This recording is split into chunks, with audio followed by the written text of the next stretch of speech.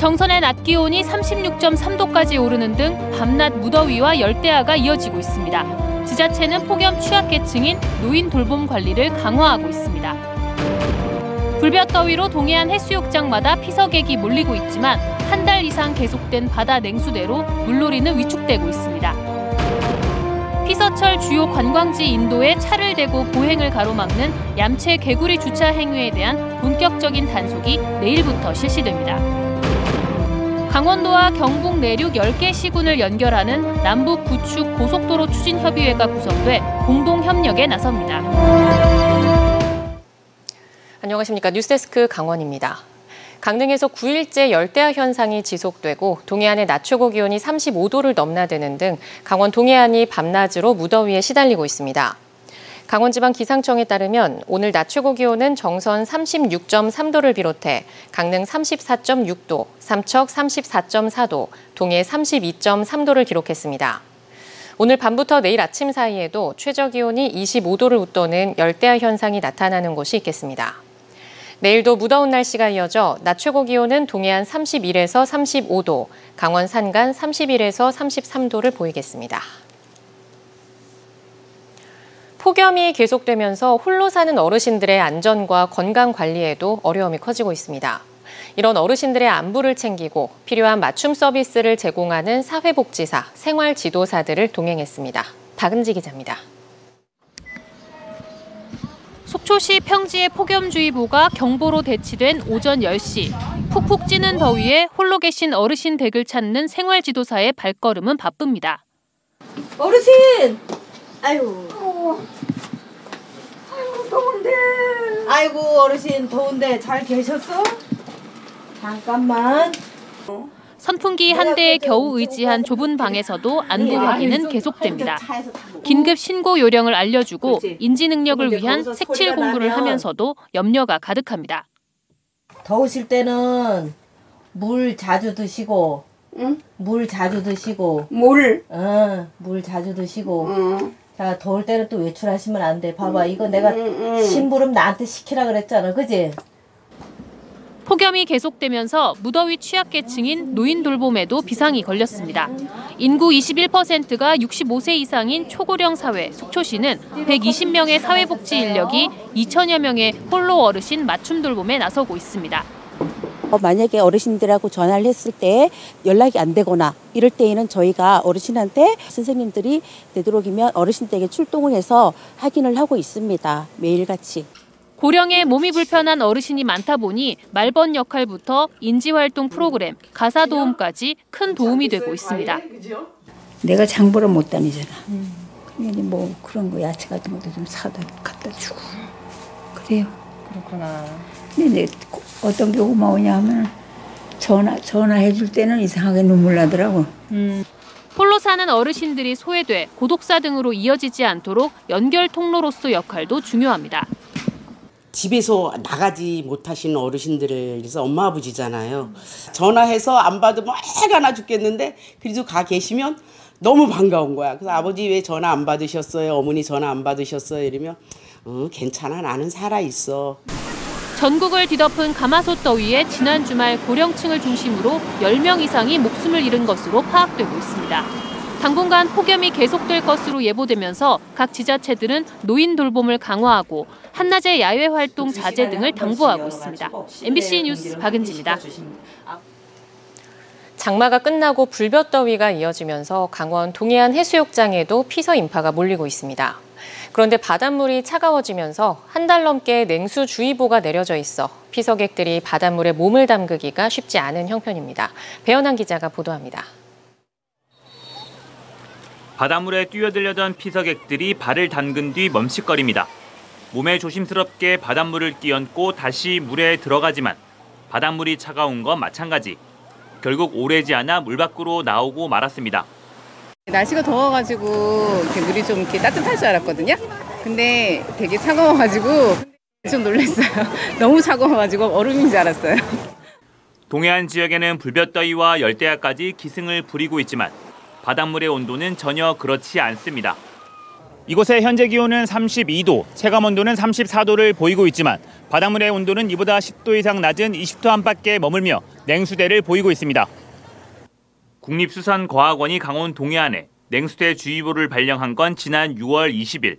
일부 지역에서 냉수대 주의보가 해제됐다 다시 내려지기도 했지만 강릉부터 삼척 해역은 한 달 넘게 냉수대 주의보와 경보를 유지하고 있습니다.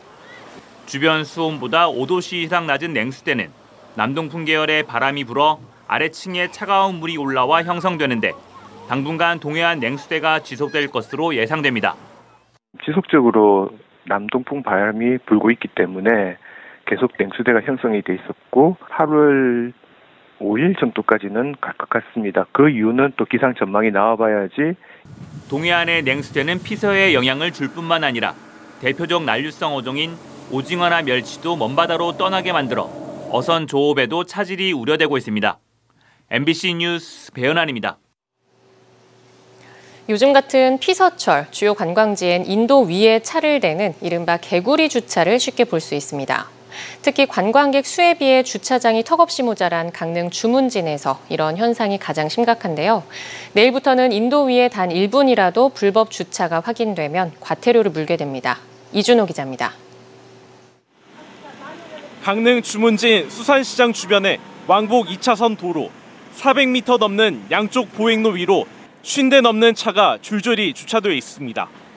이렇게 경찰지구대 바로 앞에 있는 인도위까지 차량들이 빼곡히 들어차 있습니다. 보행로의 절반 넘는 공간을 가로막은 차량도 쉽게 눈에 띕니다. 보행자도 불편하고 차가 이렇게 왕복으로 다닐 때 그때도 힘들고. 지나다닐 때 좀 다른 사람하고 부딪히고 막 그런 것 때문에 불편하다 이런 생각이 좀 들었어요. 인근 초등학교 앞 어린이 보호구역 주변 차량의 주정차가 전면 금지된 구간이지만 단속 CCTV가 없다 보니 차량들이 보행로를 무단으로 점령했습니다. 가림막처럼 시야를 막다 보니 등 하굣길이 위험할 수밖에 없습니다. 저렇게 되면 주차를 하게 되면 사각지대가 발생하거든요. 그러면 이제 아이들이 그 미처 오는 차를 못 보고 지나가다 보면은 큰일이 날 수도 있기 때문에. 앞서 강릉시는 7월 한 달간 인도위 주차를 금지하는 계도 활동을 진행한다고 밝혔습니다. 하지만 취재진이 가본 현장은 예전과 다를 바 없는 모습 그대로입니다. 단속을 맡고 있는 주문진 읍사무소가 현장 계도 활동을 전혀 하지 않는 겁니다. 계도 활동은 혹시 하셨나요? 어깨틱 메고 주차장에 전단지 뿌리고 이렇게 하기에는 사실상 그런 행정 인력은 좀 부족한 상태고요. 하지만 8월부터는 이런 인도위 주차를 함부로 하다가는 과태료 통지서가 날아올 수 있습니다. 시민들이 스마트폰으로 인도 점령 차량의 사진을 찍어 신고하면 4만 원에서 5만 원의 과태료가 부과됩니다. 똑같은 각도 똑같은 장소에서 1분 하고 1분 후에 두 카트를 찍으셔가지고 안전신문고 앱을 통해서 신고하시면 과태료를 부과하게 돼 있고. 또 교차로 모퉁이 5m 이내나 버스 정류장 10m 이내에 주차하면 4만 원에서 5만 원, 소화전 5m 이내는 8만 원에서 9만 원이 부과되는데 모두 시민 신고만으로 가능해집니다. MBC 뉴스 이준호입니다. 강원특별자치도와 경상북도 내륙 지역 10개 지자체를 연결하는 남북 구축 고속도로 추진을 위한 협의회가 구성됐습니다. 강원특별자치도와 경상북도 내 10개 자치단체 시장 군수들은 오늘 정선 하이원 그랜드호텔에서 남북 구축 고속도로 추진협의회 창립총회를 열고 고속도로 조기 추진을 위한 공동 협력 방안을 협의했습니다. 고속도로 통과 지자체는 북쪽부터 양구군, 인제군, 홍천군, 평창군, 정선군, 영월군, 경북 봉화군, 영양군, 청송군, 영천시 등 10개 시군입니다. 양구에서 영천까지 구간은 309.5km로 전체 사업비는 14조 8,870여억 원이 소요될 것으로 보입니다. 지난해 양양공항을 통해 입국한 뒤 불법 체류 중인 외국인 11명이 적발됐습니다. 법무부는 15일간 비자 없이 입국할 수 있는 이른바 무사증 제도를 악용한 외국인 156명 가운데 11명을 붙잡아 강제 귀국 조치했다고 밝혔습니다. 강원도는 양양공항에 외국인 관광객을 유치하기 위해 지난해 6월부터 베트남과 필리핀 등을 대상으로 무사증 제도를 도입했습니다. 지난해 MBC에서 보도한 강릉 순포늪지 인근 강릉시 공무원 소유 땅의 불법 행위 의혹과 관련해 경찰이 해당 공무원을 관련법 위반 혐의로 불구속 송치했습니다.